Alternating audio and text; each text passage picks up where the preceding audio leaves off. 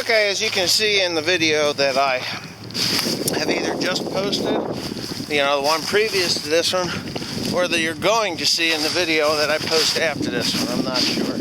But anyways, me and Timothy have been clearing out trees, and years ago, back in 1925, my great-grandparents purchased this piece of property here in New Jersey. It was so backwards they didn't even have electricity here. They had to run what they call a Delco power plant. Some of you guys, older fellas, might remember your parents or grandparents saying something about Delco power plant. Well, if you didn't have water, or if you didn't have electricity, you had to pump your water by hand. Well, if you had a herd of cows, pumping that much water took a long time. So it's generally a lot easier to go to a creek or a pond or something to water your herd of cows. Now, the herds back then weren't very big, maybe 6 to 12 cows maximum if you were selling milk. Well, my great-grandparents came from Hungary. He was a coal miner, and then after mining coal for many years, he decided that the black lung was setting in, and he decided that he'd get the hell out of coal mining and get into farming. Because back in Hungary, he came from a farming family, from what I understand. Now, I'm not 190% sure of that, but I am sure that he farmed after the coal mining. But anyways, this is where he used to take the cows, and you may or may not be able to see this on the video, but there is where the cows walked. You can see to that white oak tree there, you can see where they walked. Well, being my great-grandfather was a coal miner, he had no problem digging through rock and whatever he wanted to dig through. And I'll give you a little bit of a history on him as I'm walking down through this old trail where he used to go with the cows every day, probably twice a day. I'm sure my grandfather did it too at times. But anyhow, he'd walk them down here. I think the trail here's where it went. Kind of deviated, but cows kind of have a tendency to walk along the edge of things and be a pain in the ass. But I'm almost certain that it was fenced. I'm not 100% sure, but I'm 99.9% sure. Now, as you can see, I got fallen trees everywhere, and I have logged a lot, but fallen trees everywhere.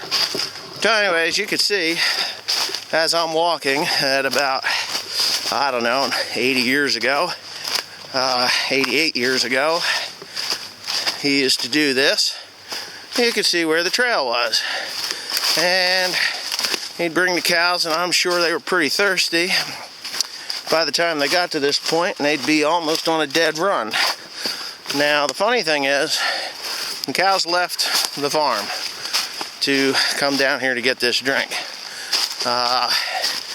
You can still see, because that tree fell over, but you could still see where the cows would walk down through here. Now, my great-grandfather, as I said, was a coal miner, and he could dig through just about anything. So what he did was, just to bring him to the creek wasn't exactly, the hardest part about the trek. The hardest part was finding water enough on ground like this to actually water your cows. So what he did was he came down here and he dug out this trough in the creek.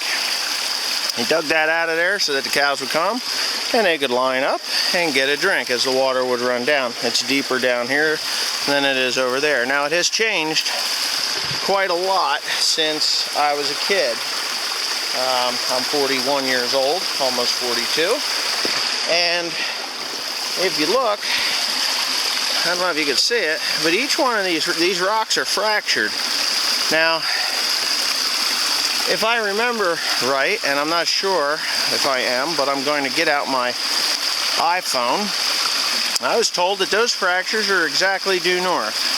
Now, my iPhone has a compass, and I've never had a compass down here to actually see if that was entirely true, but this is going to be a first for you and me, and once I get this thing calibrated, and maybe we're going to put this old rumor to rest. I don't think it does point directly north, to be honest with you. I think it has a, well, there we go. You can see the fracture. and you can see the iPhone. They don't point directly north. They're actually 24 degrees off of north if I point that phone in the right direction. 27 degrees off of north. So, pretty close though. 27 degrees off of due north is pretty impressive, I guess, but that was what they always said, that those fractures pointed due north. Pandy Land, as you can see, there's some hunting signs up there. That's our ground.